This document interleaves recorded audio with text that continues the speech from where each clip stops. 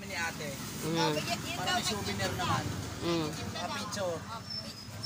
Ninang. Kasama po ito sa video. Video ko sa...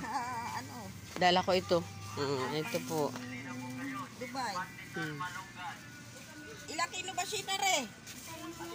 Ayan po. Ay, masarap yung mustasa, Mayan, oh. Ayan, oh, mustasa. Ayan, oh, dami pong gulay, oh. Kalate, anak. Kalabasa. Kulay isa. Mustasa, ayan po.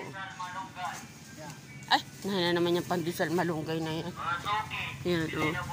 Niyog. Ay, kung gusto nyo pandesal, kayong kumuha.